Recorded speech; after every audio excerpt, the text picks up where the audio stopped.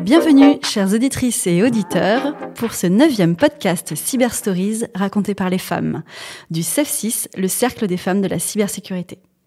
Créé en 2016 par la docteure en informatique Madame Nassira Salvan, le Cercle des femmes de la cybersécurité est l'association pionnière sur les sujets d'inclusion dans la filière cybersécurité en France.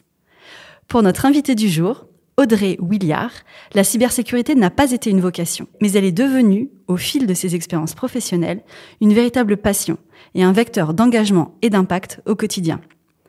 Elle se définit elle-même plus comme une experte de la communication qu'une experte de la cybersécurité, et pourtant, elle contribue grandement à rendre la cybersécurité concrète, accessible et compréhensible par tous, à travers son métier, à travers son podcast et à travers ses engagements associatifs. Pour elle, être une femme dans la cyber est une vraie force, une valeur ajoutée.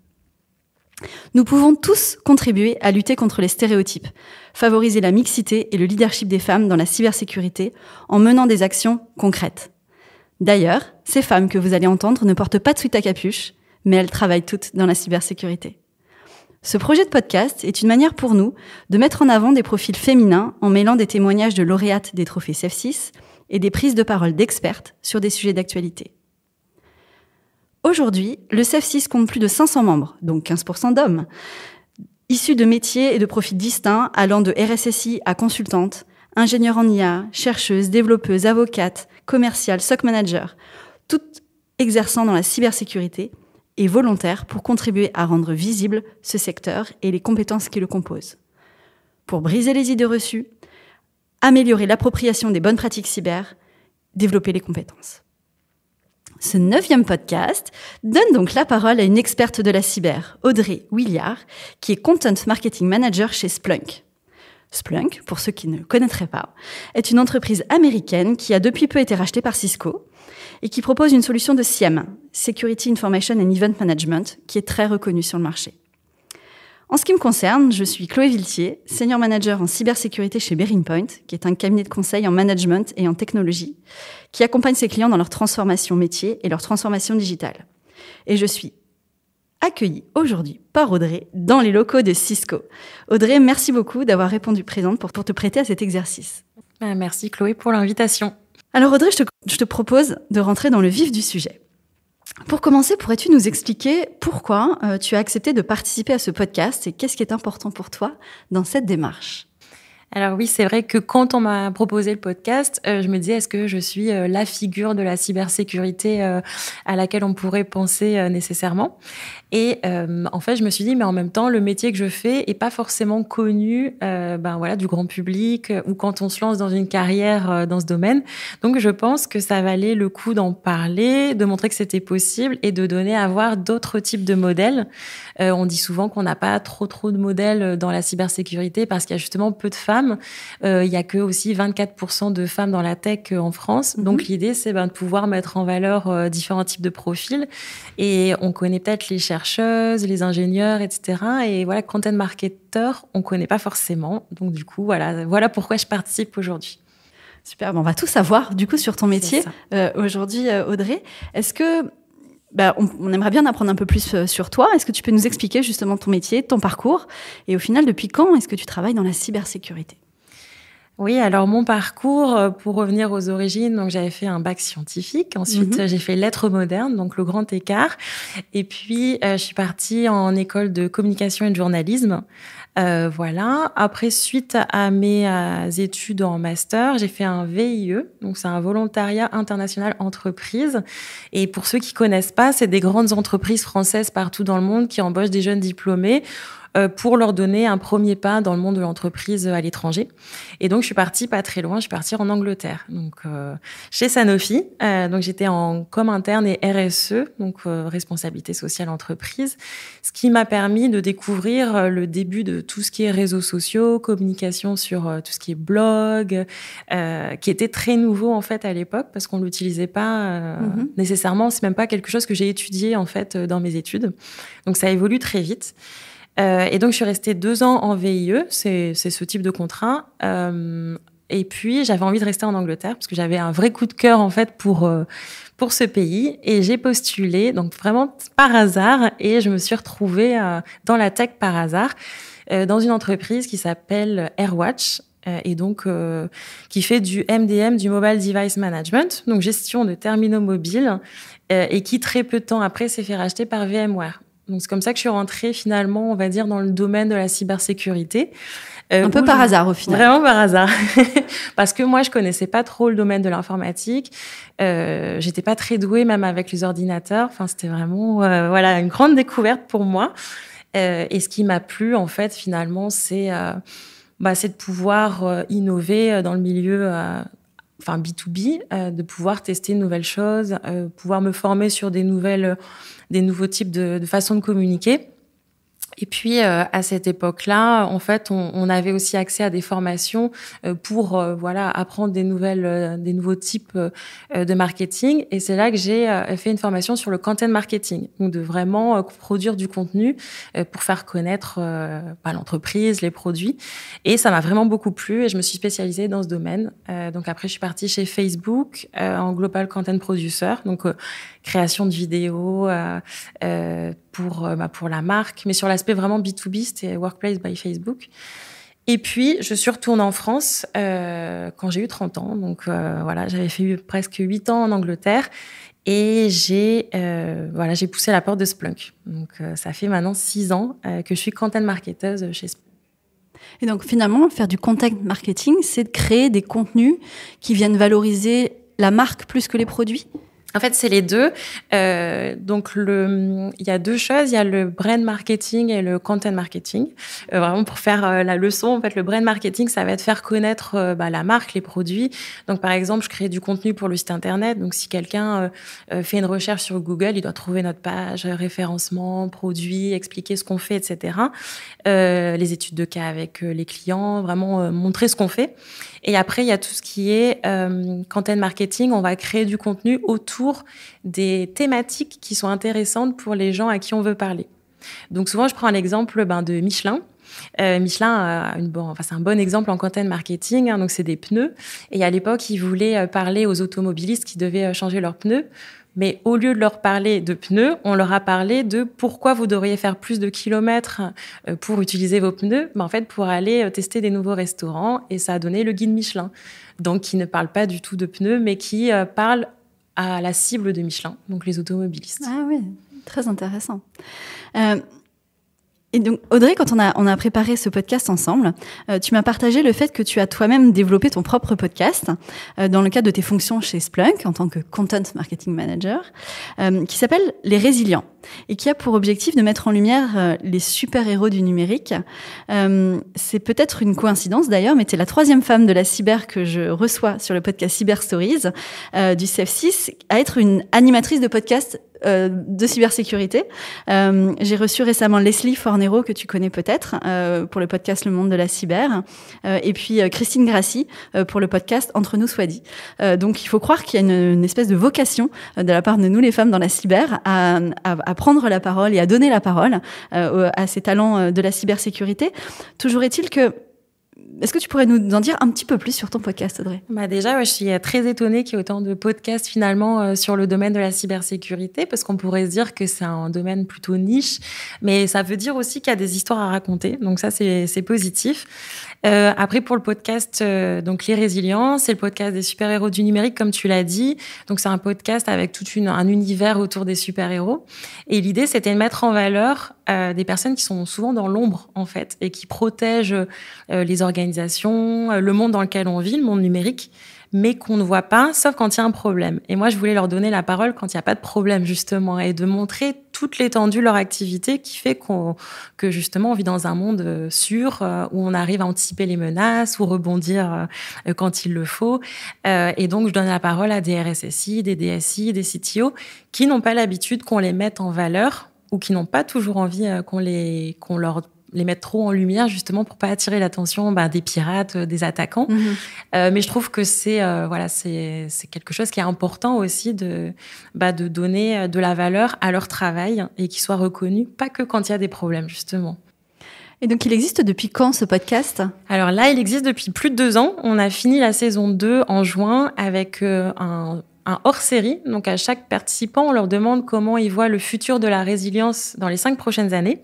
Et ça fait l'objet, on met les réponses ensemble et on voit s'il y a une tendance qui sort chaque année. Donc, ça donne le titre aussi de la BD. Donc, la BD, c'est la résilience du futur. C'est un petit clin d'œil à l'arabe du futur. Donc, c'est vraiment une BD à collectionner au fil des années. Et donc, la première année, on parlait de l'intelligence artificielle comme un super pouvoir du cyberespace. Et cette année, c'est plutôt, en fait, on fait un peu les comptes et on se dit, est-ce que l'IA, c'est vraiment un super pouvoir ou est-ce qu'il faut vraiment être plus concret et mesurer ses impacts, notamment financiers, écologiques, etc. Et donc, on a des intervenants qui viennent donner leur point de vue sur ce sujet. Mais alors, tu nous parles d'un podcast et là, tu nous parles d'une BD. Ouais. Quel est le lien entre les deux ? Alors, moi, je vois souvent le contenu comme... il y a une première étape, c'est l'épisode podcast, comme tu le dis. Après, comment on peut le faire vivre différemment ? Comment on peut faire vivre le contenu dans un temps long ? Et donc, l'idée, c'est que chaque épisode existe. Il fait 15 minutes, on peut le réécouter. Ensuite, à la fin de la saison, on a cette BD qui va... reprendre les réponses subsidiaires, donc ce qu'on a posé à chaque intervenant, mais on l'a pas encore diffusé. Et ils viennent aussi commenter tout ça dans un débat. Et donc, ça crée encore plus de contenu et ça fait évoluer aussi leur point de vue qui, en les choses évoluant tellement vite, en 1 an, peut-être qu'ils ont dit au mois de, je sais pas, février, finalement, au mois de juin, on peut déjà y mettre un petit peu de nuances. Et voilà. Et peut-être confronter les points de vue aussi. Par exemple, on parle de réglementation. On n'a pas tous les mêmes points de vue sur la réglementation, qu'on soit dans une petite entreprise ou une grande entreprise, avec ou sans les moyens pour les mettre en place. Donc, c'est intéressant à confronter les points de vue. Et parce qu'aussi, pour moi, c'est important d'avoir peut-être je suis de l'ancienne école, mais d'avoir en fait un petit document qu'on peut garder, que ce soit pas que digital. Et collectionner, du coup. Et collectionner. Donc, et que les gens puissent se rencontrer aussi une fois par saison en physique, en fait. Ah, parce que du coup, tu organises un événement à cette occasion. Exactement. Parce que tout est enregistré en distanciel. Et donc, du coup, c'est l'occasion aussi pour les personnes de se rencontrer et qui viennent d'horizons différents. Donc, ça qui est intéressant. Super. Et donc, bientôt la saison 3. Alors. Oui, donc en septembre, la saison 3. Donc, on a déjà des intervenants là qui sont confirmés. Donc, je vais pas le dire tout de suite, mais voilà, rendez-vous en septembre. Et si vous êtes un résilient ou une résiliente et vous souhaitez participer au podcast, vous me contactez. Super. Alors, pour le coup, j'ai envie de te poser une question qui me brûle les lèvres, que j'ai posée à Leslie et à Christine aussi, il y a quelques semaines. Quel effet ça te fait de passer de l'autre côté du micro aujourd'hui ? Oui, donc ça, c'est étonnant. C'est pas quelque chose que j'ai vraiment l'habitude de faire parce que j'ai toujours vu mon travail comme étant la personne qui va mettre en lumière d'autres personnes, notamment les super-héros du numérique. C'est moi qui tends le micro, qui va les mettre en valeur, qui va leur donner la parole, etc. Et ça, c'est plus ce que j'ai fait depuis des années et des années. Ça a été de mettre en valeur les gens, que ce soit sur les réseaux sociaux, dans des vidéos, dans des podcasts, etc. Donc, c'est intéressant de faire l'exercice inverse. Et en même temps, ça correspond à ce que je fais un peu plus depuis quelques mois. Où ça correspond à... c'est un moment aussi, peut-être une petite anecdote. J'étais, en 2024, j'ai été reconnue dans le palmarès des femmes Forbes donc 2024. Et donc, je suis venue sur scène recevoir un prix. Et donc, j'avais un petit discours à préparer. Donc, déjà, ça m'a permis de prendre du recul aussi sur ce que je faisais, mon travail, le fait de mettre en valeur les personnes au sein de mes contenus. Et Kelly Massol, donc c'est la créatrice des Secrets de Loli et aussi une entrepreneur, elle m'a fait cette réflexion aussi de dire bravo aussi pour toi incarner ce contenu. C'est pas juste mettre les personnes en valeur, c'est aussi ton point de vue, ta façon... c'est aussi, en fait, finalement, mon action qui permet de mettre les personnes en valeur. Et du coup, ça m'a aussi fait prendre conscience qu'il fallait aussi que j'incarne ce contenu. Finalement, c'est aussi ce que je produis, peut-être mon point de vue, ma façon de voir les choses. Donc, c'est un switch un peu dans ma façon de faire. Super. Et tu m'avais pas parlé de ton classement Femmes Forbes 2024 dans la c'est préparation. C'est bientôt trop tard. Maintenant, c'est 2025 bientôt. Alors, je sais que tu veux pas nous révéler les secrets de tes prochains intervenants pour la saison 3. Néanmoins, j'imagine que tu as rencontré un panel extrêmement riche et varié d'experts sur ta saison 1 et ta saison 2. Est-ce que tu pourrais nous en dévoiler quelques secrets et peut-être nous partager quels sont les invités que tu as trouvés les plus inspirants ou les plus visionnaires, justement, dans les deux précédentes saisons? Après, ça, c'est difficile à dire parce qu'ils sont tous intéressants à leur manière. Et en plus, entre guillemets, je les choisis, c'est-à-dire que je fais un travail de veille où je vais regarder les actualités, les personnes qu'elles ont postées, soit sur les réseaux, soit ce qu'elles ont présenté, par exemple, à Vivatech. Il va y avoir telle présentation, ça m'intéresse, je vais contacter la personne pour lui proposer. Donc, il y a un choix aussi par rapport au contenu. Après, ce qui m'avait, moi en tout cas, semblé intéressant sur un épisode que je connaissais pas du tout, c'était l'épisode avec Johan Bozil, qui est RSSI de Lookup Space. Et du coup, on a parlé de cybersécurité dans l'espace. Et en fait, je connaissais pas du tout. J'avais pas réalisé qu'il y avait un peu le Far West juste au-dessus de nos têtes. Et donc, cette idée que, il y avait une économie, il y avait tout un tas de données à sécuriser dans l'espace et que c'était une vraie question. Ça m'a vraiment appris sur ce domaine que je connaissais pas. Et après, une autre personne qui est aussi une membre du CF6, qui est Odile Luché, que j'ai reçue aussi sur le podcast saison 2 et que je trouvais très intéressante dans son parcours de reconversion, notamment dans la cybersécurité. Aussi, elle nous a partagé une crise cyber qu'elle avait vécue en tant que fournisseur. Donc, elle a vu comment l'entreprise qui avait été attaquée avait communiqué et impliqué tous ses fournisseurs dans la gestion de crise. Et le fait est que maintenant, elle travaille pour l'entreprise qui avait subi cette crise. Donc, c'était vraiment très intéressant à écouter. Et aussi, pour chaque podcast, j'écris une histoire en amont de résilience. Et pour cet épisode-là, c'était sur Hedy Lamarr, donc aussi une figure de l'ombre, qui est une personne qui a été surtout reconnue comme actrice à Hollywood, mais pas tellement pour ses inventions. Mm-hmm. Et du coup, c'était vraiment intéressant aussi de pouvoir partager son histoire, ces personnes qu'on a oubliées et qui ont influencé des technologies encore actuelles. Donc voilà, ça c'était intéressant. Alors, Audrey, c'est très intéressant ce que tu nous partages. Et ça m'évoque un point, c'est que tu es une femme cyber engagée et tu mets à l'honneur aussi des femmes de la cybersécurité à travers ton podcast. Comme tu le sais, la cybersécurité véhicule encore aujourd'hui de nombreux stéréotypes et de nombreuses idées reçues. Est-ce que tu penses justement que ton podcast peut contribuer à faire évoluer ces mentalités, ou en tout cas, est-ce que tu as cette intention-là à travers ce média?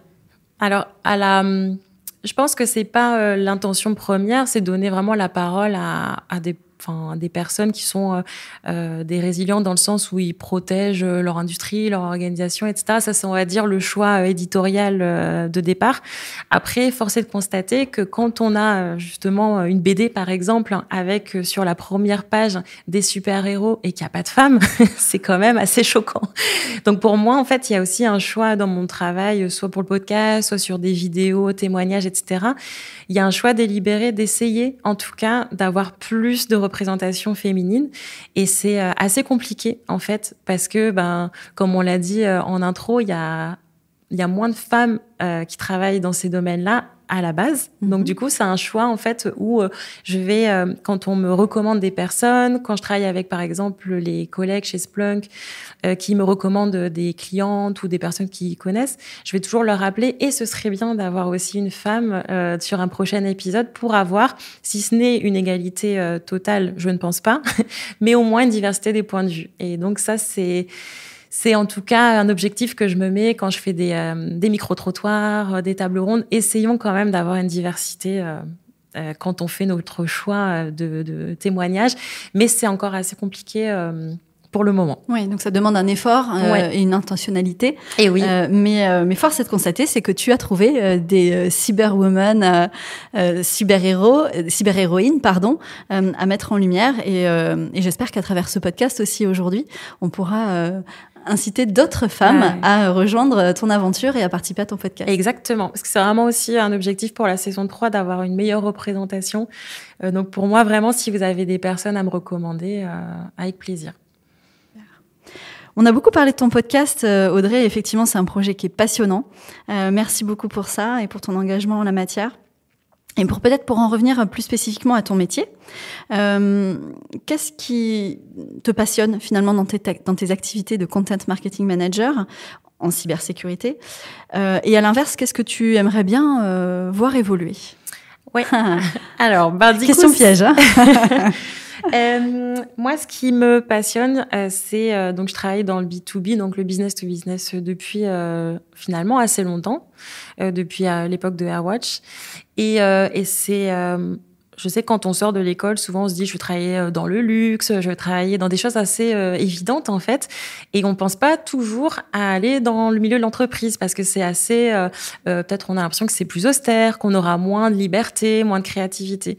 Et déjà, ce qui me marque en fait, c'est que j'ai une grande liberté dans la façon dont je peux créer le contenu, peut-être même plus que dans. Si tu faisais du B2C, peut-être, comme on dit. Ouais. Voilà, parce que finalement, dans les domaines où on travaille, on a une audience qu'on connaît bien. On est sur des plateformes comme par exemple LinkedIn où les gens sont quand même authentiques et on dit pas n'importe quoi sur LinkedIn. C'est quand même voilà, c'est notre image, on connaît notre nom là où on travaille, donc c'est très respectueux. Donc ça, j'apprécie beaucoup. Et voilà, il y a une vraie possibilité d'être créatif, même si les sujets sont pas forcément faciles d'accès. Donc on parlait du podcast, je fais aussi beaucoup de vidéos, des formats où je donne la parole sous forme de témoignage. On va parler à la fin. Ce que je fais, c'est prendre des idées aussi de communication peut-être plus B2C qu'on a l'habitude de consommer et je les injecte dans le B2B. Et après, voilà, les sujets sont ce qu'ils sont, mais à la fin, c'est quand même des humains qui ont des problématiques diverses et variées auxquelles on peut s'identifier en fait à un moment. En plus, récemment, la cybersécurité, elle a pris de la place dans le quotidien des uns et des autres avec les grosses attaques, les cyberincidents. Donc j'ai l'impression qu'il y a une meilleure compréhension du sujet que quand j'ai commencé il y a 6 ans où les gens ne savaient pas très bien ce que c'était. Donc ça, c'est un peu plus facile de comprendre aussi. Et je pense qu'on peut considérer aussi qu'il y a une porosité de plus en plus importante entre les usages professionnels et personnels des outils du numérique, ce qui implique aussi, ce qui fait du sens du coup quand tu essayes de rapprocher les histoires et entre ce qu'on pourrait faire dans B2C et en B2B. Donc, mais c'est ta source de créativité, c'est ta façon de réinventer aussi un petit peu et de continuer à faire évoluer ton activité. C'est assez intéressant. Ouais, c'est ça. Et après, je pense qu'on peut raconter des histoires dans tous les cas, dans n'importe quel domaine. Moi, par exemple, quand j'avais postulé chez Splunk, ça m'avait intéressé lors des entretiens. C'était une étude de cas de Splunk sur la gestion de la crise des opioïdes par un hôpital qui, en fait, analysait les données de prescription des médicaments, on va dire, spécifiques, donc les opioïdes. Et quand il y avait des variations qui étaient un petit peu pas très normales, il y avait une alerte qui arrivait et on pouvait voir, qu'est-ce qui s'est passé? Est-ce que c'est normal ou est-ce qu'effectivement, il y a une dérive dans les prescriptions? Et tout de suite, quand j'ai vu ça, je me suis dit, OK, je comprends. On n'est pas forcément allé sur du technique, mais on a expliqué concrètement comment ça peut être utilisé. Et c'est ça aussi que j'essaye de faire, pas sur toutes les activités. Il y a du contenu qui va être quand même assez technique. Mais voilà, c'est aussi une façon de faire comprendre au plus grand nombre l'utilité, en fait, de ce qu'on fait. Donc, tu trouves beaucoup de sens dans ce que tu fais. Et je pense qu'évidemment, c'est fondamental. Et en même temps, qu'est-ce que tu aimerais bien faire évoluer du coup? Parce que tu n'as pas répondu à la partie de la question. Ouais, il y a quand même une chose, et j'en ai beaucoup parlé avec les figures de l'ombre, le fait qu'ils ne sont pas forcément mis en valeur, mes intervenants et mes interviewés. C'est quand même le problème principal quand on est en cybersécurité. On n'a pas tellement envie d'attirer la lumière sur soi. Parce qu'en fait, si on attire la lumière sur soi, on peut avoir quelques problèmes. Si on parle de la façon dont on protège notre entreprise, qu'on est très bien protégé, qu'on a mis ça en place, il est probable qu'on ait aussi plus d'attaques le lendemain. Oui. Donc c'est compliqué fait d'obtenir déjà l'aval pour communiquer avec les personnes qui font vivre la cybersécurité et d'avoir des exemples précis, concrets. Ça, c'est compliqué. En tout cas, tu as un métier passionnant, Audrey. Merci de le mettre en lumière. Est-ce que tu aurais peut-être des conseils à donner à nos auditrices ou à nos auditeurs qui voudraient se lancer dans une carrière dans le marketing de la cybersécurité? Je pense que par rapport au type de profil qu'il faut avoir, entre guillemets. À mon avis, hein, il faut être quand même quelqu'un qui est assez curieux, parce que il faut quand même beaucoup s'informer, que ce soit de lire les magazines, les articles sur la cybersécurité, voir les avancées dans plein de domaines, en fait, même les réglementations, ça fait partie de la cybersécurité. Donc, à un moment donné, il faut quand même se poser et se dire, je vais essayer de comprendre NIS2, DORA, et ça, c'est un temps quand même important du travail essayer de comprendre, du moins, parce qu'on comprendra jamais. Hein, on n'est pas des experts. En tout cas, dans mon domaine, je suis pas experte, mais au moins avoir les bases pour pouvoir en fait après poser des questions intéressantes aux intervenants et pouvoir rebondir. Donc ça, c'est important. Je pense qu'il faut être patient parce que, comme je disais, quand on veut avoir une personne interviewée, ça peut prendre du temps pour la convaincre ou pour avoir les validations, etc. Donc toujours être patient et se mettre à la place de la personne. Pourquoi elle dit non? C'est aussi parce que derrière, il peut y avoir du stress sur son travail, peut-être aller dans une période où il y a eu des incidents, donc du coup, elle a moins de temps à accorder parce qu'il y a d'autres problématiques. Je dirais ça, et après, être assez humain, parce que finalement, les personnes avec lesquelles on va parler, ça reste des humains avec des problématiques dans leur quotidien, des alertes, des incidents, ça reste quand même la gestion de crise, etc. Donc, il faut savoir aussi les écouter pour bien les mettre en valeur. Mais je dirais que c'est ça les qualités c'est intéressant parce qu'effectivement, on associe souvent la cybersécurité à un domaine d'activité qui est très technique. Donc, on pense à des outils technologiques, on pense à des procédures, mais finalement, l'humain est quand même au cœur du sujet. Et parfois, on l'oublie un petit peu, mais je trouve qu'il revient quand même maintenant de plus en plus au centre de l'attention comme étant le maillon fort, justement, de la cybersécurité. En fait, ouais. Et là, quand on a fait le débat animé sur le hors-série podcast, on parlait de l'intelligence artificielle, des réglementations, etc. Et en fait, tous les intervenants ont parlé de l'humain et du collectif comme une façon d'être plus résilient, avec cette idée qu'en fait, quand on a une crise, c'est pas forcément, la technologie la plus développée qui va nous protéger de la crise. C'est en fait savoir comment répondre, comment bien communiquer, comment rassurer les uns et les autres, et aussi comment s'appuyer sur peut-être, un professionnel de l'industrie d'une autre entreprise qui peut venir aider. Finalement, ça aplanit un petit peu aussi les différences qu'on peut avoir, et pour rebondir à une grosse crise, on s'entraide en tant qu'humain. Donc, c'était vraiment ce que tout le monde avait en point commun. Ouais, c'est intéressant, mais je pense qu'il y a aussi un sujet de se connaître, quand on est en situation de stress extrême, et reconnaître qu'on puisse avoir aussi des vulnérabilités dans la façon d'adresser la crise. Mais rien que de le savoir, en fait, ça permet de mieux l'adresser quand on est confronté à la situation. Audrey, tu es aujourd'hui l'invitée du podcast Cyber Stories du CEF6, mais tu es aussi une membre active et engagée de l'association depuis quelques années maintenant. Qu'est-ce que tu as trouvé finalement au CEF6 et que penses-tu de la façon dont nous œuvrons collectivement pour casser les codes et essayer de faire bouger les lignes dans la perception des femmes dans la cybersécurité?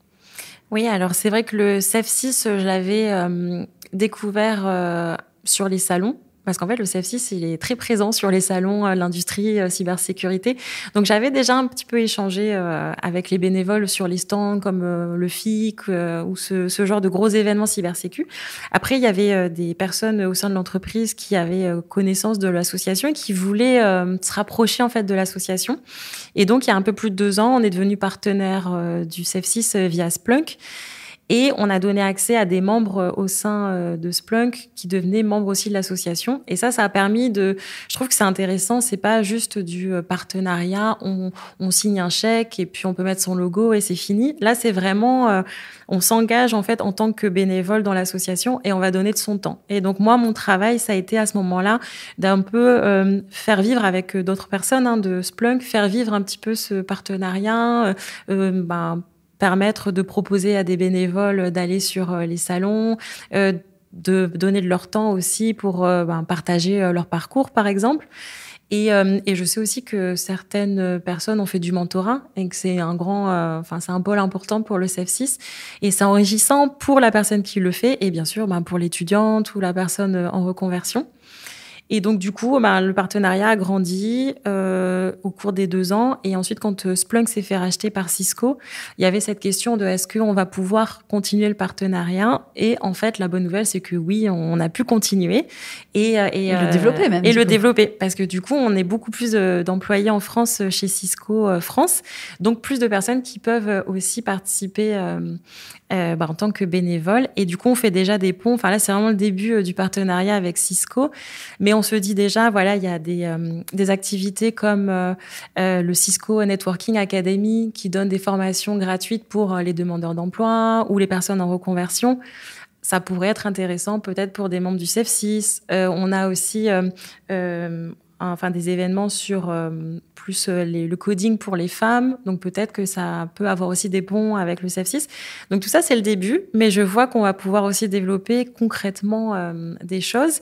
Et après, plus largement, depuis que je connais le CEF6, j'ai vu que l'association, elle avait beaucoup évolué. Je pense qu'elle se professionnalise et elle se développe. Il y a plus d'activités encore, plus de partenariats. Je pense qu'il y a énormément de travail par les bénévoles. Mais en tout cas, ça se voit de l'extérieur que ça grossit et ça se structure. Super, et encore plein de nouveaux projets à venir, notamment à travers le partenariat avec Cisco. Alors merci beaucoup pour ça. On arrive bientôt à la fin de notre podcast. Audrey, est-ce que tu pourrais peut-être nous partager ton expérience en tant que femme de la cyber, justement ? Alors, mon expérience, elle est plutôt positive. Moi, ce que j'ai constaté, c'est qu'effectivement, il y a peu de femmes dans la cybersécurité. On se retrouve souvent sur des tables rondes, des événements entre personnes de la cybersécurité, où en fait, on va être la seule femme dans l'événement, parce que voilà, par rapport au ratio dont on a parlé, c'est à peu près ce qui se passe. Mais je trouve que ça donne aussi une certaine force parce que dans un groupe en fait où il y a une homogénéité, on va aussi apprécier la différence. Donc le fait d'arriver dans un groupe où tout le monde se connaît plus ou moins, où tout le monde a à peu près le même profil, et d'arriver, que ce soit homme-femme ou d'autres types de diversité, ça va donner quand même un nouvel élan au groupe. Alors peut-être ça va être un autre point de vue, d'autres questions. Et je l'ai vu par exemple quand j'étais partie sur les assises de la cybersécurité à Monaco. On faisait un lunch à midi, et j'étais la seule femme de l'assemblée. En plus, je travaillais en Angleterre à cette époque-là. J'étais beaucoup plus jeune, peut-être que l'ensemble de la table. Et en fait, il y a eu beaucoup d'intérêt, poser des questions sur ma façon de voir les choses, mon travail, etc. Et j'ai trouvé que ça donnait aussi peut-être un élan différent à la dynamique de groupe. Donc, je pense que c'est toujours valorisant d'être différent. Faut cultiver ça, en fait. Et donc, être une femme dans la cybersécurité, c'est une vraie force. Je pense. Au moins, on nous remarque. Il n'y a pas besoin de jouer des coudes pour se faire remarquer, parce que en tant que telle, on est différente. Donc, autant apprécier cette force. Et puis, je pense vraiment que pour les hommes qui travaillent dans la cybersécurité, ils aimeraient plus de diversité. Donc, c'est quelque chose qui les rassure, en fait, de voir plus de femmes. Comme partout, un groupe qui est trop homogène, je pense que c'est pas forcément même agréable pour les personnes qui sont dans ce groupe-là. Alors, le mot de la fin, Audrey, pour conclure, est-ce que tu aurais un message à faire passer pour contribuer encore à l'amélioration de la place des femmes dans ce milieu ? Je pense que chacun à notre niveau, en tout cas dans la mesure du possible, si on voit une opportunité de mettre en lumière une femme, que ce soit, moi je parle d'un point de vue marketing, mais ça peut être dans d'autres domaines. On voit par exemple qu'il y a une table ronde sur un sujet cyber et il faut nommer quelqu'un de l'entreprise. Ou il y a une activité, une vidéo, je sais pas, un podcast, il y a une prise de parole et on peut aider quelqu'un à prendre cette parole. Et je pense que à un autre niveau, on peut proposer à une femme qui est dans la cybersécurité, qui vient d'arriver, qui est en reconversion, qui a pas encore peut-être qui a encore un peu le syndrome de l'imposteur, qui se demande pourquoi moi je suis pas encore à ce niveau-là. En fait, c'est en multipliant les prises de parole qu'elle aura ce niveau. Donc, si vous pouvez lui donner cette possibilité, offrez-lui la place et dites-lui qu'elle est la bonne personne pour le faire. Merci beaucoup, Audrey. Merci d'avoir accepté de témoigner dans ce 9e podcast Cyber Stories du CEF6 et de nous avoir accueillis chez Cisco. Merci d'avoir pris la parole. On a vraiment besoin de rôle modèles comme toi pour faire évoluer les mentalités et le positionnement de la cybersécurité dans les organisations et dans notre société. Je remercie également notre CEF6ienne Clotilde Madège, productrice de nos podcasts pour la réalisation de ce 9e épisode 100% féminin. Nous avons écouté une cyberhistoire racontée par une femme exceptionnelle, Audrey Williard. Retrouvez toutes les informations de l'association CEF6, le Cercle des femmes de la cybersécurité, sur notre site web cef6.fr, sur le site des trophées cyberwomanday.com. N'hésitez pas à rejoindre la communauté engagée du CEF6 en envoyant un mail à contact@cef6.com et on se retrouve très vite pour le 10e épisode de notre podcast. Et il se peut que nous vous réservions quelques surprises. À très bientôt.